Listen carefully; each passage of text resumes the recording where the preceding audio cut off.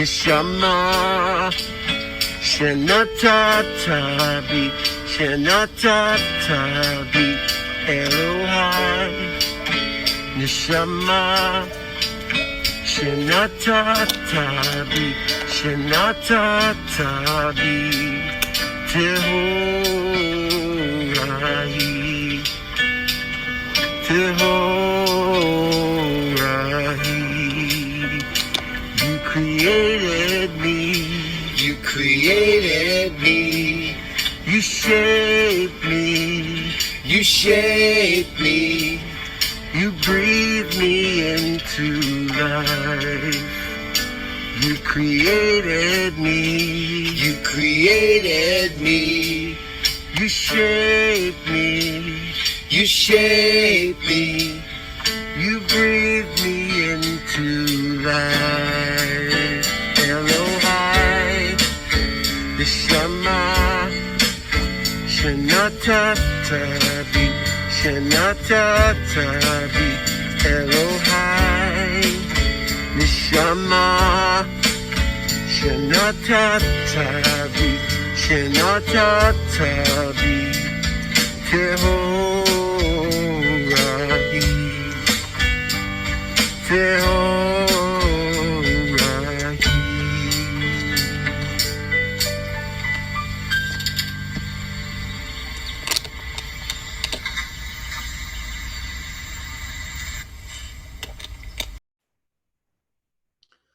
Hi, everybody. It's Yom HaAtzmaut week, so I thought, what better than to welcome you to Israel? So during the course of our time together, you're going to see different images behind me. Anyone figure out what this is? Hopefully, you know what it is. Of course, it's a beautiful shot of Jerusalem. It's a little foggy, or a little cloudy, I should say, I know. But hey, you know, we're doing the best we can with what we have to work with. We're so happy to have you here, to be together. It means so much to know that we'll be able to provide services to all of you, and you can say some prayers, and you can get some inspiration, and you can learn some Torah, and you can perhaps sing along with us, and it'll just be a wonderful, wonderful day for us all to be together.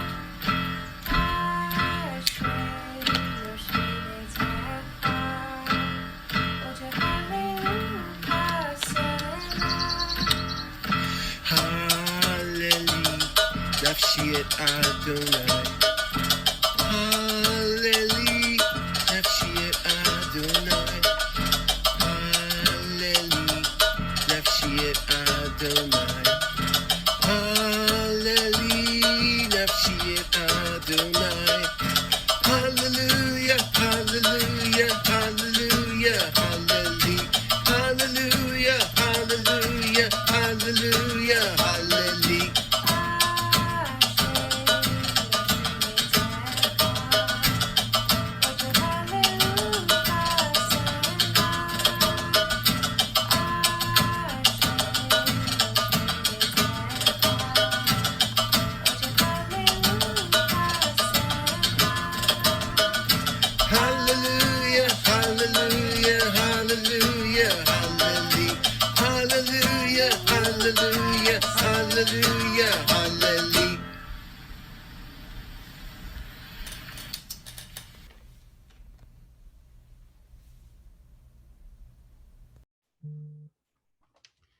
Hi, I'm with a new background. Behind me is the coast just south of Tel Aviv.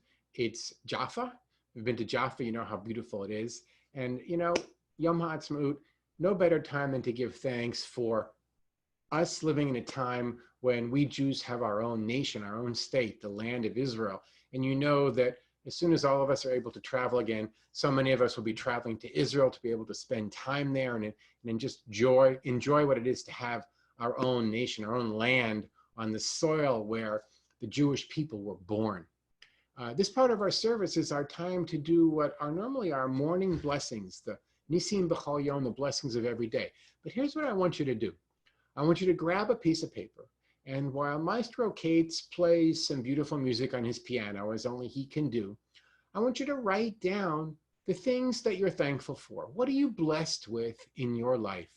And then I want you later to go to your parents and show them your list. Let them know that there are so many things you're grateful for, the things that they work so hard to give you: a warm home, a loving family. Perhaps you have a dog or a cat, or maybe you have a hamster. Anybody have a snake? If you have a snake, that's pretty cool. I had a snake when I was a kid for a little while, till it got away. Now, the thing is, there are so many things we're thankful for. You should even hopefully be thankful for the experience of continuing to learn even while you're in your home with your family. So take a couple of minutes, take out that piece of paper, write down your list. If you want to draw a picture of something you're thankful for, that's great too. You can do it now, you can save it till later, but one of the most important qualities that we can have as people, as human beings, as people who live with others, is to be thankful for all the wonderful things that we have in our lives.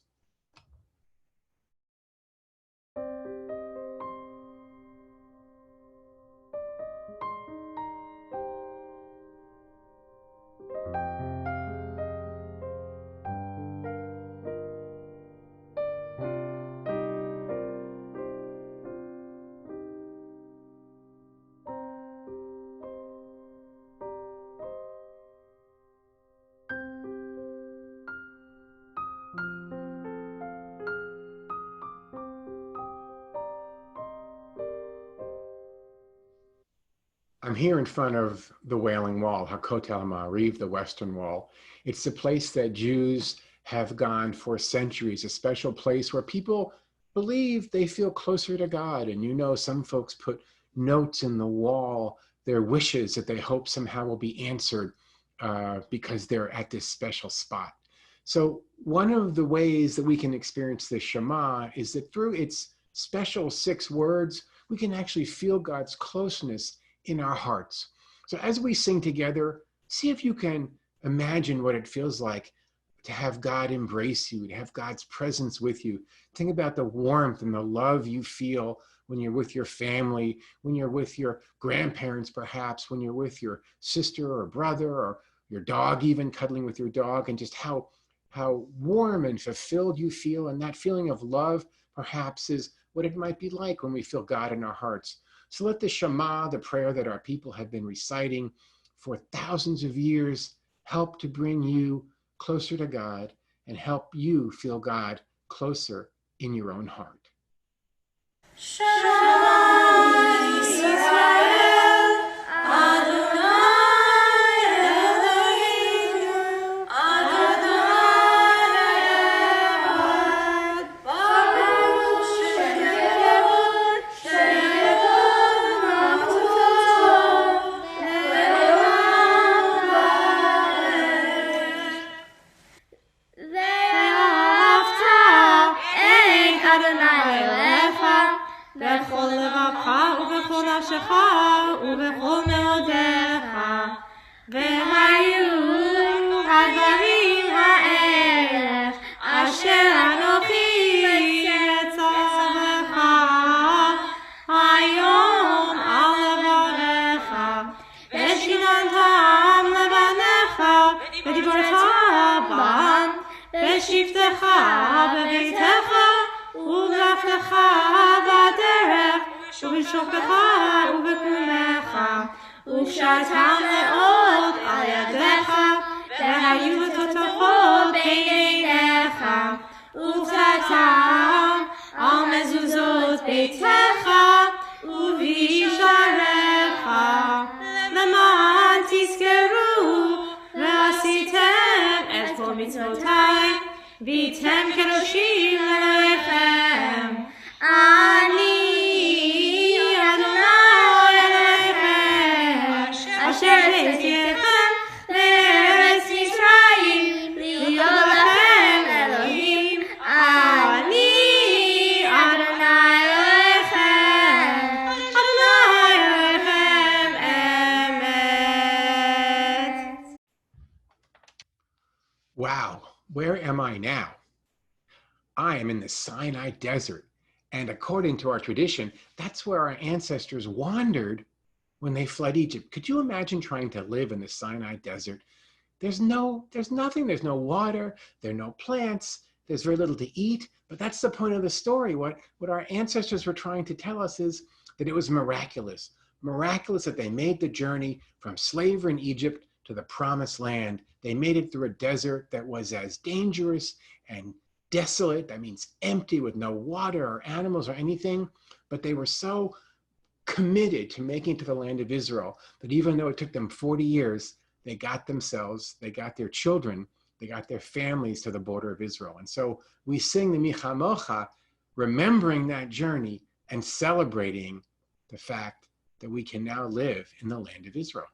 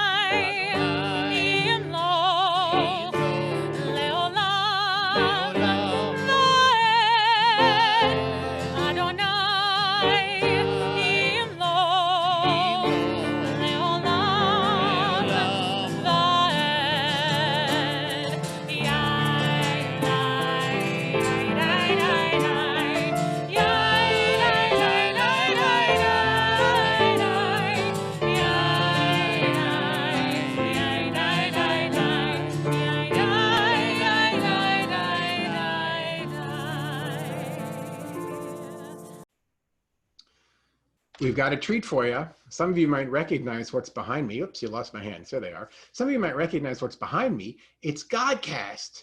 And Godcast gives us a cartoon version of the Torah portion. This week's Torah portion, gotta be honest with you, it's a little rough at the beginning. This Godcast is when it talks about Aaron's sons, because apparently they did something that got them into a lot of trouble. But remember, this is a story that we tell. And the story was told centuries ago by our ancestors, and we still tell it today to teach us a lesson. So we're going to watch it, and then the Godcast is going to move to the rest of the Torah portion, which actually talks about Yom Kippur. How strange that we're reading about Yom Kippur in the Torah when it happens in September. It's months away. But you know, the Torah portions come along when they do during the year, and they don't always coincide with where the holidays are. So this message about Yom Kippur, though, is a good one, worth listening to. And the truth is that what we need to learn most about Yom Kippur is that we don't practice its ideas just once a year. We live in a place where we acknowledge our misdeeds, we seek forgiveness, and we seek to make ourselves better every day of the year. So it doesn't hurt to hear this Godcast with its really important message about the meaning of Yom Kippur. A few weeks ago, Aaron's sons, Nadav and Avihu, went to offer sacrifices. But their offering was strange, different. It wasn't what God had asked for. A fire came down and consumed them, and they died. This week, our Parsha starts by returning to this story, after the death, Acharei Mot. Then the Parsha details the elaborate rituals of what we know today as the Yom Kippur service, and concludes with prohibitions on eating and forbidden relationships. But why does this Parsha begin by reminding us about Nadav and Avihu? Perhaps their deaths have a lot to do with the ritual and meaning of Yom Kippur. Let's explore what's supposed to happen on this day. Aaron, the high priest, is not allowed to enter the innermost sanctuary, the Holy of Holies, on any day except Yom Kippur. Aaron immerses himself in the ritual bath. He sets aside different animals for sacrifices and draws lots to determine which goat will receive the sins of the people and be sent into the wilderness, and which will be sacrificed. He begins the sacrifices and sprinkles the blood in the Holy of Holies. He finishes the sacrificial rites, and then Aaron removes his separate priestly garments, bathes in the mikvah, and puts the white garments back on to remove the incense and finish the day's services. Aaron's sons didn't do this. They brought their own offering that wasn't commanded. They were eager to be close to God, but they acted rashly on their own terms. We do this too sometimes. We get carried away, ignoring what people really want from us. Sometimes we love very strongly, like Nadav and Avihu, but we don't love very well. It's hard to see how pious priests could screw up this badly. After reading about their deaths, you couldn't blame yourself for turning off on love, on closeness, even on God. If these high priests couldn't do it right, how can we? Nadav and Avihu remind us at Yom Kippur time that there is still a way to approach God. Closeness is not off limits. Sometimes a measured, patient engagement with those we love is better than bringing fire of our own. But even if there is a safe way to approach God, it seems strange to take the chance on Yom Kippur when we're a mess, publicly broken and incapable. Didn't we learn anything from what happened to Aaron's sons? But this is the gift of Yom Kippur. We want to approach God deeply, and that love goes both ways. When our frailties are exposed, that's precisely when God wants us to show up. When we're honest about how hard it is to be good, it's safe to come closer. And through careful engagement in that moment, something amazing happens. God renews our best selves. As it says, "For on that day God will atone for you and make you pure. From all your sins you shall be cleansed."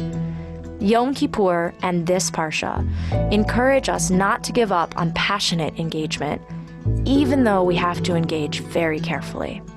We can deeply love God and one another, even at those times when we seem least worthy, because that is when we are most loved.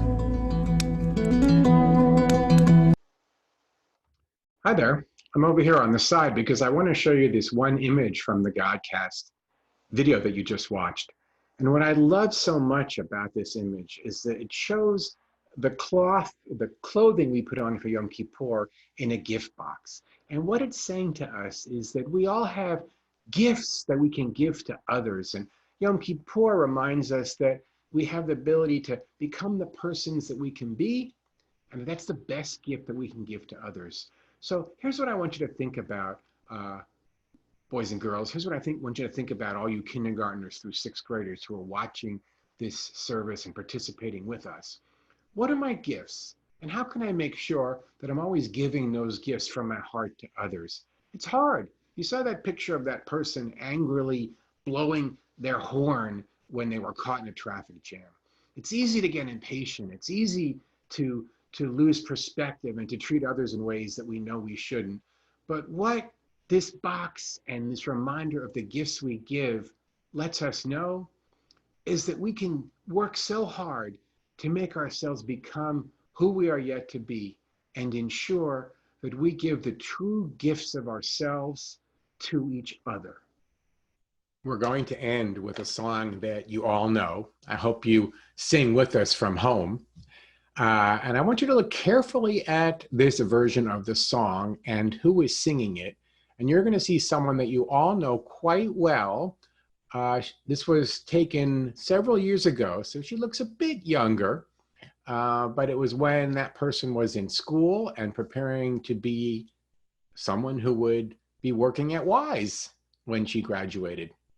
Enjoy this song of peace, this song of hope, this song that is so familiar, set to the melody by our dear composer of the Reform movement, Debbie Friedman.